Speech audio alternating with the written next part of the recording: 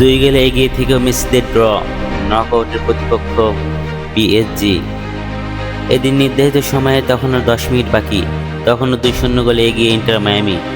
Match জিতে গ্রুপে সেরা হওয়ার পথে, কিন্তু পরের কয়েক মিনিট ইতিহাস দারুণভাবে ঘুরে দাঁড়িয়েছে। ম্যাচ ড্র করলো পালমেইরাস, তাতে বদলে গেল 2 গ্রুপের 2 অবস্থান। নকআউট পর্ব অবশ্য নিশ্চিত হলো লিওনেল মেসির মায়ামি, তবে গ্রুপ রানার্স আপ হওয়ার আক্ষেপটা রয়েই গেল। ক্লাব বিশ্বকাপে এই গ্রুপের ম্যাচে ফ্লোরিডায় 2-2 গোলে ড্র করে ইন্টার মায়ামি ও পালমেইরাস। ম্যাচ জিততে গ্রুপ সেরা হতে পারত মায়ামি।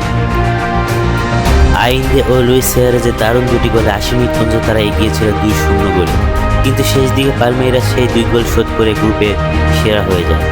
3 ম্যাচে 1 জয় আর 2 ড্রয়ে দলের পয়েন্ট সমান, 5 পয়েন্ট নিয়ে এগিয়ে আছে ইন্টার মায়ামি ও পালমেইরাস। তবে গোল ব্যবধানে এগিয়ে থাকে গ্রুপের শীর্ষ পালমেইরাস। নকআউটে তাদের ব্রাজিলের জয়ীতে তাদের প্রতিপক্ষ বাতাফেগো। ম্যাচ জিততে মায়ামি প্রতিপক্ষ হিসেবে পেত বাতাফেগোকেই, কিন্তু গ্রুপে রানার্স আপ হওয়ার তাদের সামনে এখন বি গ্রুপের শীর্ষ দল পিএসজি। ইউরোপিয়ান চ্যাম্পিয়ন্স লিগে এই টুর্নামেন্টে আছে ফেভারিট কাতারে। 38তম জন্মদিনে প্রাক্কালে জ্বলে উঠতে পারেননি লিওনেল মেসি। প্রথমার্ধে প্রায় নিষ্প্রভ ছিলেন তিনি, দ্বিতীয়ার্ধে পারফরম্যান্স একটু উন্নত হলেও চেনা চেহারায় পাওয়া যায়নি এই জাদুকরকে। বাংলাদেশ সময় মঙ্গলবার সকালে এই ম্যাচে দাপট বেশি ছিল পালমেইরাসেরই।